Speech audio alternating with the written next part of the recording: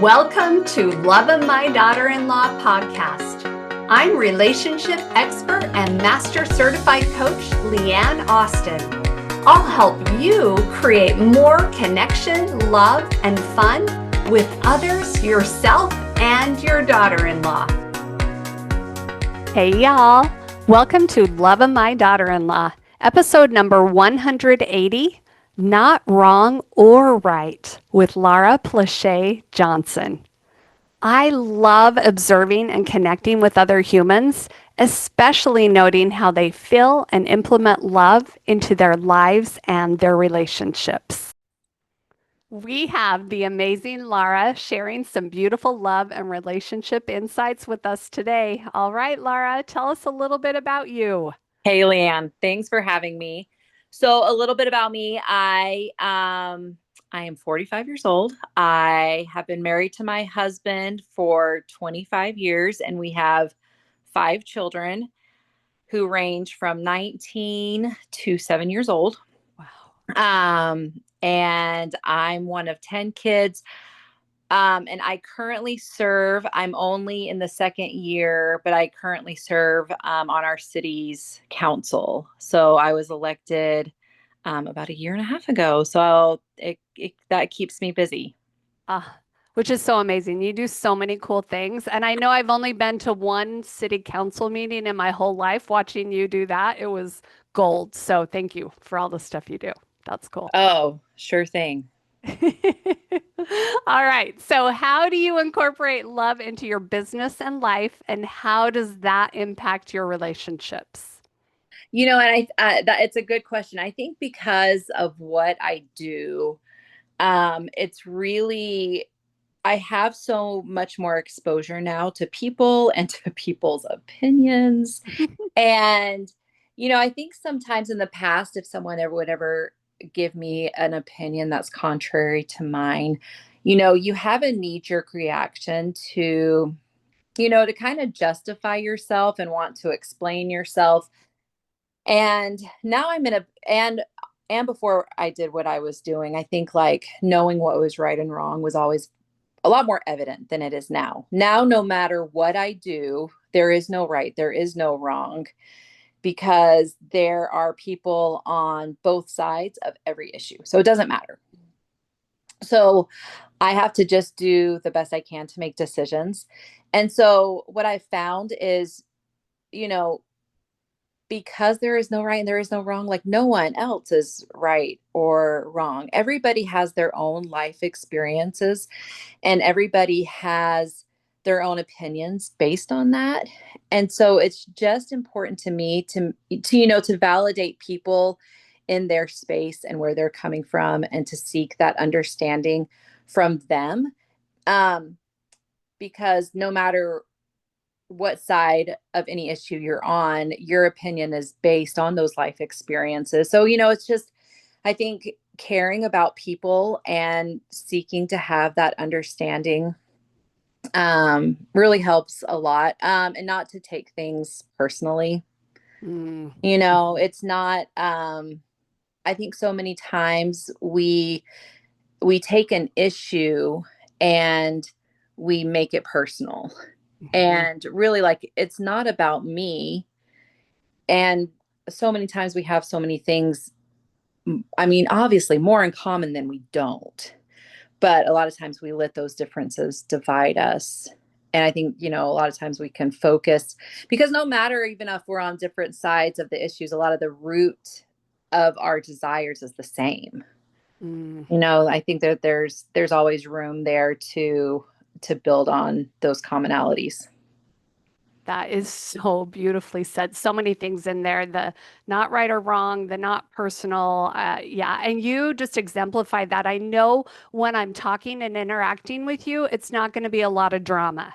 It's going to be, just compassion, love, and not like getting all uptight about stuff. And I love and admire that about you. It's awesome. Thank you. Mm-hmm. All right. So what is something that you love about you and why? Oh, okay. I remember seeing this question and I was like, this is so weird. What do I love about myself?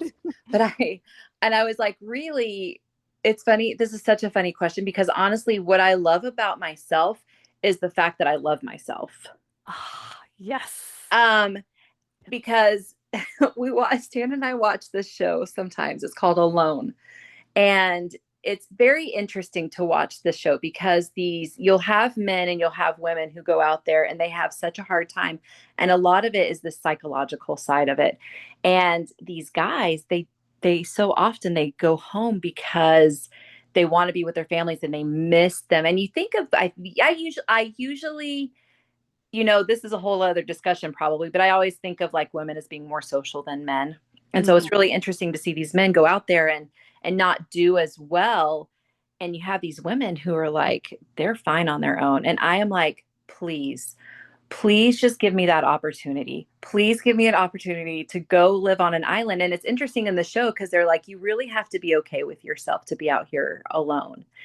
And I'm like, oh, I can do that.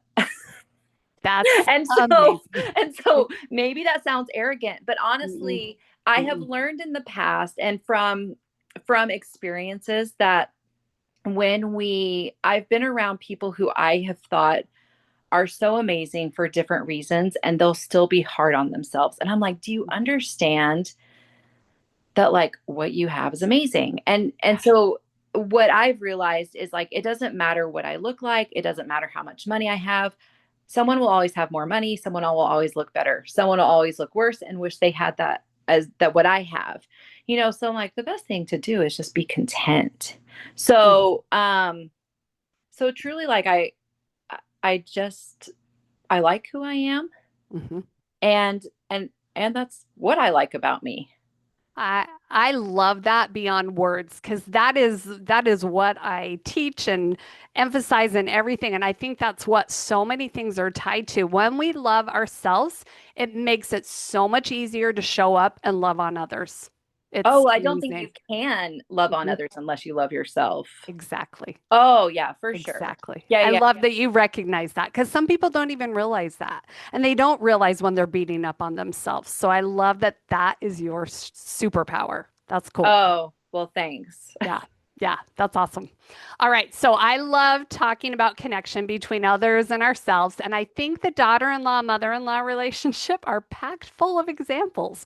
So, any thoughts about that relationship, mother in law, daughter in law? Well, I mean, everybody has their own mom, and then you have your own, and then if you're married, you have a mother-in-law. I feel like I've been really lucky. Both Stan and I come from very good parents, and both of our parents have been very, they don't meddle. None of them have ever meddled. And I think like anyone who's married, it's important to give them that sphere and that respect and let them go through all of the hard times and stuff. Stan's mom, she always said to her own children, if you come to me with an issue in your marriage, I will always side with the in law.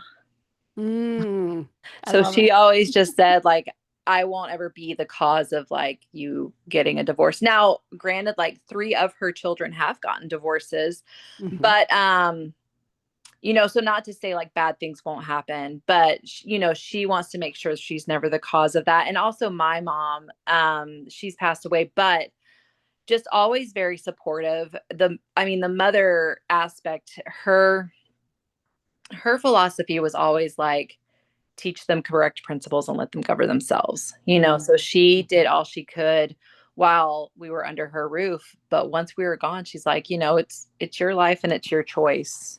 And so I really think, and it just goes back to the relationship I was talking about earlier that you have with anybody. It's just having that respect for them. Yeah.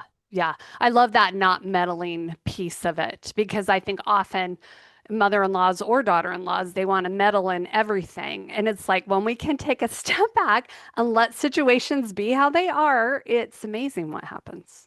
Yeah, and family dynamics, I will say, it is the most interesting conversation when I'm around my friends and I get to hear about their experiences with their in-laws and stuff. Because I mean, mine's pretty boring. Like I have good parents, Stan has good parents. They've always been very sweet, always supportive.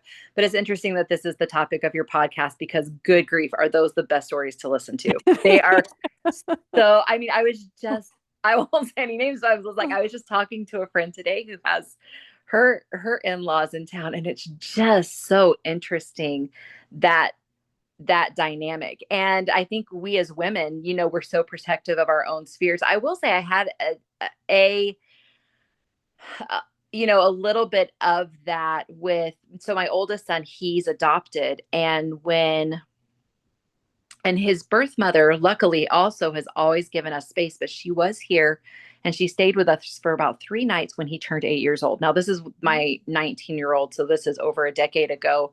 But I just remember she came into our home, and suddenly it was kind of this attitude of, I know this child better than you do.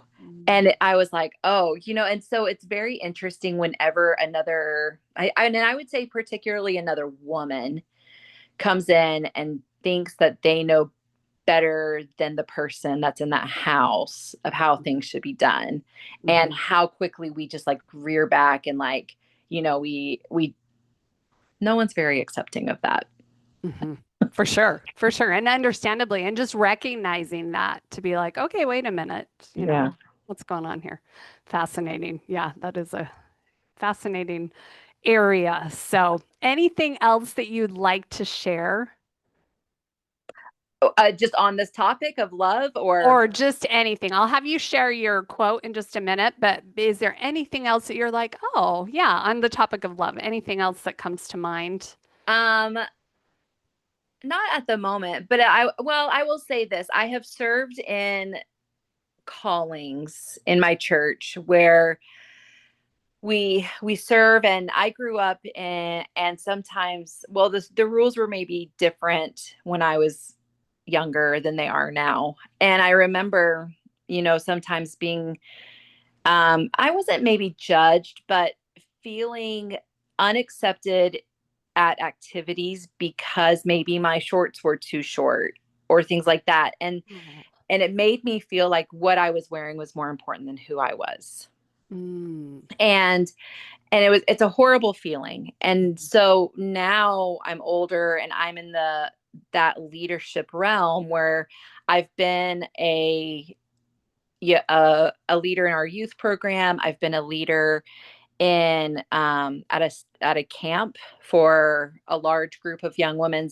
And I will just tell you, like, I am the person there. We still have people who want to get wrapped up in, and I will say standards have changed where it's a lot more based on the person and what they want to do, which I think is phenomenal. But I'm like, Yes. I don't care if you show up naked. I do not Yes. care. Like, I just want you to be there. I want you to be loved. I want you to feel accepted. And I think whenever you've felt the opposite of that, and it's not to any really fault of the leaders that I had. I think it was part of the culture at the time and they were doing their best. I still love those women. I don't hold anything against them. But, you sometimes you just don't realize the effect that you cause. And I Yeah. remember feeling that, and I just feel like, and I've seen other people, like, we had an activity one night where a girl came straight from like cheer practice, and she had on short shorts, and the leader, of course, like, trying to do her best to like uphold standards, sent her home. And I'm like, I just can't imagine, like, how is Mm-hmm. that girl supposed to want to come back when that's how she's treated? And Mm-hmm. so I just, and I will say this, and you're about to ask me my favorite quote. Is that your next question? Mm-hmm. Okay, so Yeah. because this, I think, like, really transitions well into that, and it's, by Thomas S. Monson, and he says, never let a problem to be solved become more important than a person to be loved. So ultimately, loving that person is priority number one. Yes. And always let it be priority number one. I heard another quote recently, and when we strive to be right, we lose the relationship. Yes. So many times when we have an argument, or we are on the other side of an issue from someone, or there is a problem, like, good grief, do we want to be right? And we just want that, aha, I told you so. And, and we kind of glory in that. But, like, who on the other side of that is like, well, I like you better now because you were right? Mm-mm. No one. Mm-mm. No one. No. No one cares that you're right. They Mm-mm. only know that they were wrong. And so if that's what your goal is to be right, then you lose that relationship. That's more important to you. And that other person's going to feel it. Yeah, yeah. I love so many things that you've just discussed, and thank you for bringing up the clothing issue because I think what is kind of funny, I think growing up in that same era as well, we got a pool like 13, 14 years ago, and I remember I have four boys. Oh no, what if girls come over and they're wearing their bikini? What will that do to my boys? That I was like, seriously, Leanne? I am so grateful that I now understand, like you said, they can be naked. Like Hmm. last night, I was in the pool with my grandson in my bikini. It doesn't matter. Like we Yeah. get to choose whatever we choose to wear, and it doesn't affect or whatever. It has nothing to do with love. It's like Yeah. there's so many things. So thank you for bringing that up because we want people to be in a space, and I'm so sorry that you felt that growing up, that you could, we want to be where you can wear or not wear anything, and it doesn't Yeah. matter. Well, and I think part of that too is also we have this fear. And I think so many times that we act on fear more than faith, but we have this fear of being judged. And I don't, Mhm. it's interesting how we care so much what other people think, and that fear of being judged is what will drive us sometimes in our decision making. And for me, like, I'm not one who has a perfect house. If people come into my house, like, I almost want it to be slightly messy because I don't want people to feel uptight or feel like they have to take their shoes off or things like that. Like, I want you to come into my house. I want you to feel comfortable. And I know so many times people are so afraid of being judged. And I just think, like, you know, who did Christ really, um, who did the people that, like in the Bible, the ones that were being outcast or whatever, the ones that, were really disdained, I think, by Christ were the ones who were doing the judging, versus the one who was committing the sin, Yeah. and that's who he showed love for. And so I'm like, if you're going to judge, like, I might have a dirty house, but like, you're the one who's judging. And I feel like this was something when we first met Leanne, there was something about an Oreo and judging. Do you remember this? You got a No, keychain no, and it had an Oreo on it. You don't remember this? no. Oh, I Can you tell me swear. specifics? No, Yeah, I I'm don't. I'm trying to asking. remember. I'm I have to I'm look curious back. because I felt for sure that you would have it, but I felt like we had a conversation and it was something Oh, about judgment, and yeah. you kept an Oreo On my on key your key ring. ring. Is this Yes. right? Yes, because I And remember the Oreo on my key ring, but I can't remember the specifics. but I swear Yes. it had something to do with being Okay. with judgment. Okay. So I'm like, oh, surely you remember this because I feel like it was one of the very first conversations I ever had with you when we first met. Okay, I'm gonna have to reflect on that because Yeah. that would be a great thing, and I'll find an Oreo to put back on my key ring. I'm like, what did it represent? What did that Oreo represent? Yeah. I Well, don't know. and loving feels so much better than judging. Oh my goodness. So much better. Oh, Like, yeah. yeah. Oh. Yeah, it's interesting the people who thrive on judging. Mhm. It's we talk about trying to understand people. Let me tell you, like, that is when I just have a hard time. Mhm. The Yeah. people who just have it where that's what fuels them is just Mhm. putting others down to like build themselves up. So Mhm. yeah. Well, I love that quote, never let a problem to be solved become more important than a person to be loved. Because just going back to the basis of everything, that love and compassion that we feel not only for ourselves, but for others, something to think about. So good. So Yeah. good. So Yeah, for sure. thank you. Thank you, Laura. Thank you so much for being here. I love Oh, your insight and wisdom and all you're doing for everywhere around you, your family, your church, your community. Like you are a rock star, and I appreciate well, all you well, do. So, thanks for having me. well, here's to not right or wrong, connection and love. Have a good one, y'all. Thanks so much for tuning in. If you enjoyed this episode and want to create more fun, connection, and love into your relationships, Check out my Connection Crew membership and one-on-one coaching programs. This is where I share practical strategies to help you deepen your relationships. Plus, I've got some fun free goodies that you won't want to miss. If you're ready to transform your connections from the inside out, start with my free Connection Blueprint, your easy 3-step guide to connecting with yourself and others on a whole new level. And here's a bonus. If you're looking to strengthen your bond with your daughter-in-law, grab my one question that will instantly boost the love and understanding in your relationship.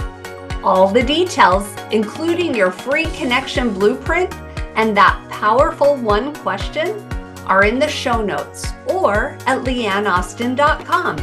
Don't wait. Start creating those deeper, more meaningful connections today.